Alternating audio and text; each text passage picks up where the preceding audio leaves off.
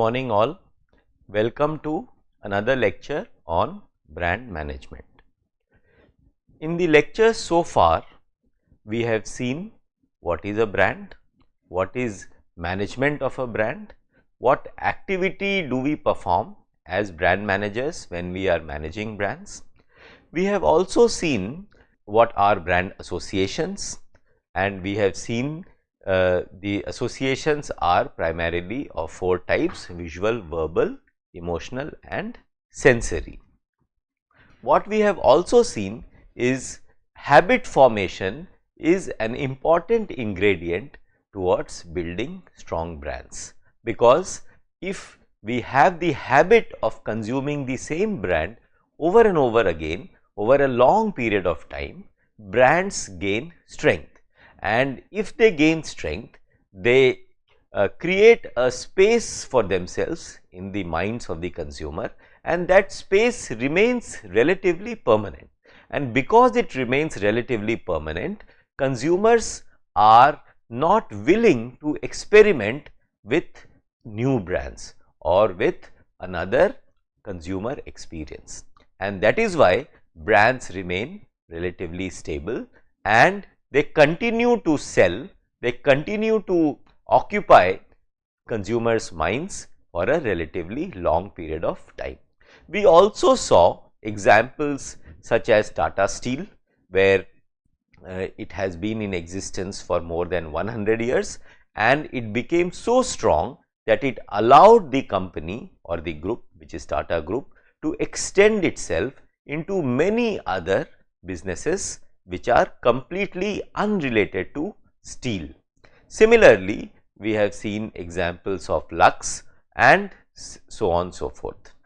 In today's lecture, we are going to look at the brand associations, the idea of how they perform the function of raw material in greater detail. If you recollect, in one of the lectures, we have shown a continuum of brand management where the process, the activity begins with product, the conceptualization and launching of the product, and once we complete the activity of communication, of advertising, of creating an identity for the brand, of launching various campaigns, we can hope that the brand becomes a leader. So, in that continuum, the continuum of brand management activity, we saw that the foundation of the activity rests upon brand associations, and those brand associations go on to contribute significantly in the formation of brand as a leader brand, as an iconic brand, or simply as a strong brand that continues to sell in the market for a reasonably long period of time. So, today we will look at brand associations as raw material, the idea of it in greater detail. Let us move further. Before we go to those 4 different types of associations, we must know that an in-depth understanding of brand association is a necessity. It is a necessity because what really consumers are experiencing about your brand, we are not very sure. We may be sure about the primary association. For example, when I ask someone about, say, Lux, people would say it is about celebrities, it is about film stars. They may also talk about the color of the soap, they may talk about the price of the soap, they may also talk about the packaging, how it looks, it is white in color or it is pink in color, and so on. People may also talk about the fact that Lux is being used by generations. So, maybe my parents have used, perhaps their parents have also used, and so there is a reasonably large body of experience that we have about the brand Lux. However, these are called primary associations, and these are the associations which people recall almost quickly or spontaneously. However, brand managers must not be satisfied with these primary brand associations alone, because these are obvious and these are known to everybody, and therefore, they do not give any significant insight to the brand manager on which they can perform managerial interventions like launching a new campaign or creating a new product or extending the brand and so on and so forth. So, brand managers must look at secondary brand associations. So, when we say white in color, so if I ask a consumer, what comes to your mind when you think of Lux as a brand? He may say white, but the person who is conducting research, he must probe further and he must ask, what do you mean by white? Does it mean creamy? Does it mean milky? Does it mean smooth? What really does it mean? So, you have to go further and probe for the secondary associations.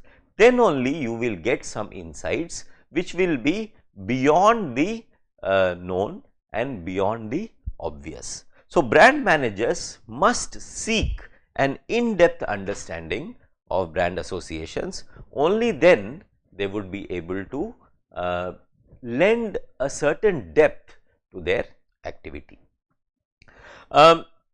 This is also because when consumers experience a brand, most of their experiences are pre-conscious.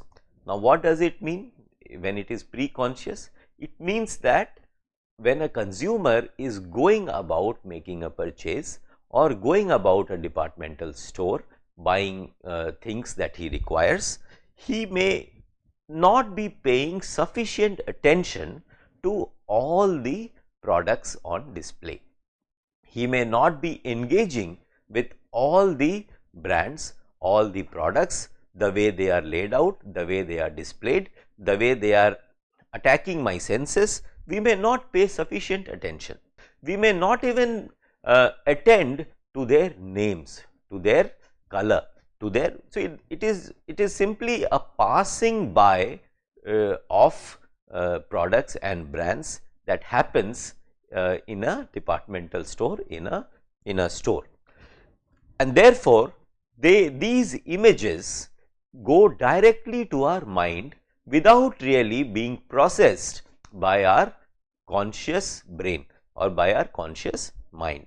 They straight away go into the unconscious, and therefore we may not be even aware that they are entering our mind. Therefore, what we can also say that they are largely non-verbal in nature. Why are they non-verbal? Because we are not paying sufficient attention to the name of the brand, to the meaning that the name conveys, and what experience that brand or those brands are registering on our mind. So, since they go straight into our minds, we are not really cognizant of what is happening to us pertaining to brands and images that we are encountering every day, all the time, if we are not buying that particular product or a brand. So, what I am trying to say here is that while we may buy one particular product, but we may evaluate 10 of them or 20 of them, and those evaluations often happen unconsciously, because since there is habit, remember we spoke about habit formation. So, since there is a habit that we tend to go towards one particular brand when we are buying, it does not mean that we are not evaluating. We are evaluating, but we are doing it unconsciously. We are not processing that evaluation in a cognitive manner, and straight away we perhaps go to the brand that we prefer and buy straight away. So, as we were saying that these brand associations are not really processed by our cognitive mind, and therefore we are not aware that they exist, and that is why it becomes very difficult to elicit them.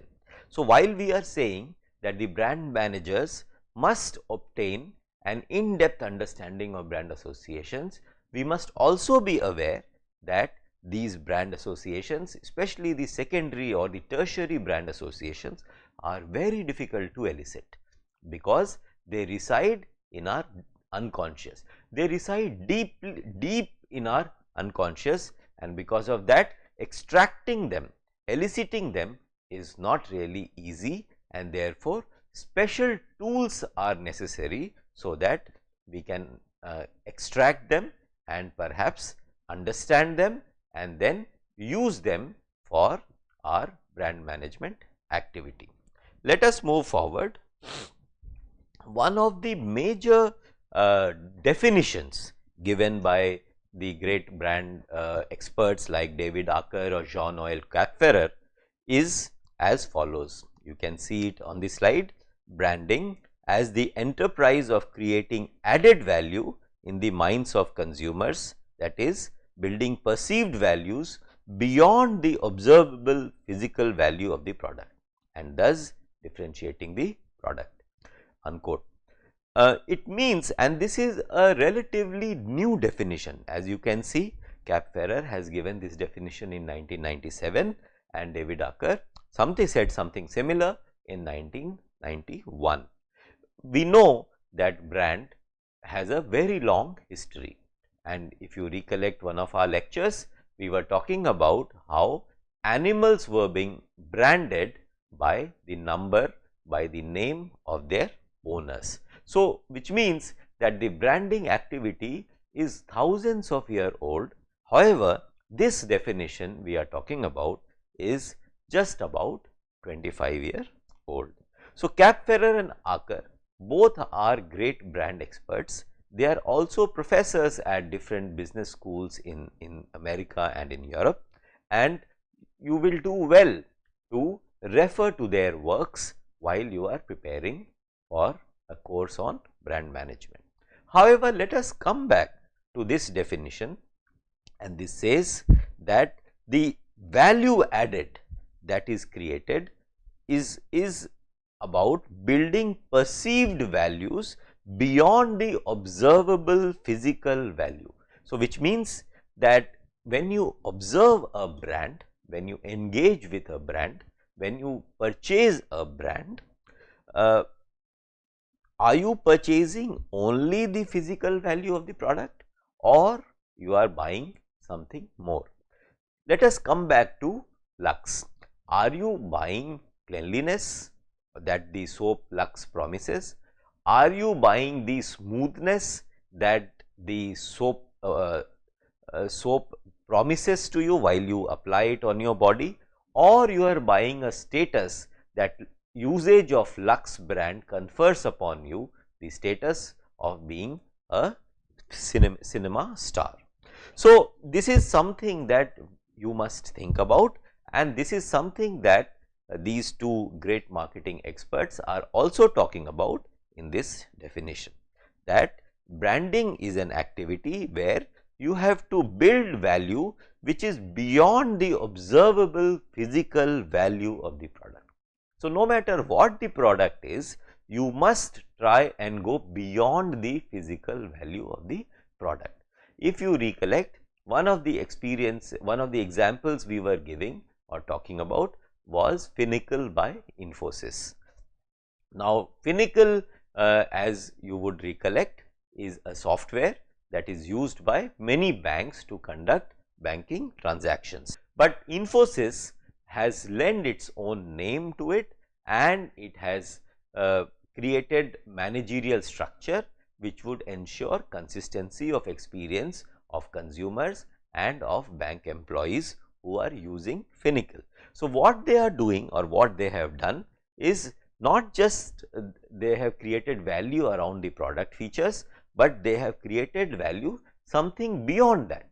So, if an employee joins a bank and he realizes that this bank is using Finacle, he feels great comfort, because the bank where from he is coming also was using Pinnacle.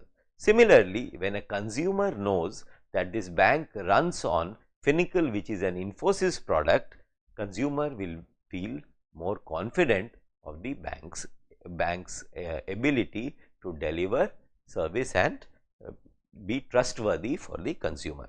So, there are examples galore, but what I am trying to say is that as brand managers, our duty is to go beyond the physical value of the product and confer value which is abstract, which is in addition to that which is tangible, and that is what the definition of branding is as per Kapferer and David Archer. So, let us move further and look at brand associations, how they go beyond the perceived physical value of the product. Now, let us really see where do these brand associations reside and how can we access them. Now, if you look at this slide, it says large portion of brand perception happens under low involvement conditions and so are stored in the unconscious in non-verbal mode. This is what I was referring to earlier when I was saying that while imagine you are walking inside a department store and you have to buy say a can of Coke and you have to buy several other things for your house. Now, as you are passing by various aisles, you are passing by shelves in the store, you are looking at various products and brands on display. You may not be intending to buy tea or coffee or biscuits, yet you are exposed to them and they are registering in your mind. However, since you are not paying conscious attention to these brands, you are not acutely aware of their existence in a verbal mode or in a cognitive mode, which means you are not processing those experiences. Those experiences are directly entering through your eyes in a visual manner to your unconscious, and that is how they get stored in the unconscious. When I say they are stored in the unconscious, what does it mean? It means that they are stored as images in your unconscious. They are and unconscious means that they are not accessible easily because they are pushed down, because if they remain in the conscious, you will have a large body of information to process which you will not be able to do and you will be overwhelmed. So, that is why it is mind performs this activity and it pushes those experiences, those images into the unconscious. Another point to note is that these images or these experiences are largely in the non-verbal mode. What does it mean when we say non-verbal mode? It means that we are not assigning any text or any word to those images. If we do not assign a word, our mind is not working. Our mind has not paid sufficient attention to those images. It has not processed those experiences, those images cognitively, and therefore it has not assigned a word regardless of any language. It has not assigned any word to it, and because it has not assigned any word, it is stored in the unconscious in non-verbal mode. Please remember, this non-verbal mode is very important because today all of us are so overwhelmed by language that we tend to ignore our experiences that cannot be captured with the help of language. So, and we must also know that a large part of our experience is actually visual. It is not verbal. It is not an experience. Most experiences are not the experiences to which we assign verbal descriptions. So that is why as brand managers we must understand that our consumers are carrying impressions of our brand in non-verbal mode in the unconscious, and that is what we have to extract from the minds of the consumers. Another point that we must understand as brand managers, and especially this point which is almost a corollary to the previous point, is the limits of asking. Now, we may feel that when we are doing market survey or consumer research, we can ask consumers, what really do you think about my brand, and we are sure that consumers will be able to answer our questions. However, when we have come to this point where we see that most of the experiences are stored in the unconscious, in the non-verbal mode, we get a glimpse of the fact that even if we ask consumers what you think about my brands or what are your associations, he or she may not be able to verbalize, because he has not assigned an equivalent word to that experience. And that is why it is important that brand managers know tools which will help the brand managers to extract those non-verbal experiences that are stored in the unconscious of the consumer. What is also done, because people think that there are limits of asking and therefore we must apply other techniques, and as you can see in this slide, the other techniques can be studying and inferring from behavioral patterns, gestures and facial expressions. Now, it is also a vast body of work and scientific research where marketers are applying a large number of technology tools to study the behavioral patterns, gestures and facial expressions. In fact, in many department stores you would see that cameras are fixed with very advanced tools at the back which will analyze even the flicker of your eyelid when you look at a brand. Sometimes in the department stores, some cues are also placed so that they can do or perform experiments on consumers as to how are they reacting to certain brands, to certain color or to certain experiences of smell or touch. So these studies are also going on, and they all contribute to the marketing research of how and why consumers buy what they actually buy. But in this session, we would focus more on consumer memory, and we will assert that consumer memory is the primary source of retrieving brand associations, and let us understand how consumer memory can be utilized to extract these brand associations with which brand managers can work better. Thank you very much.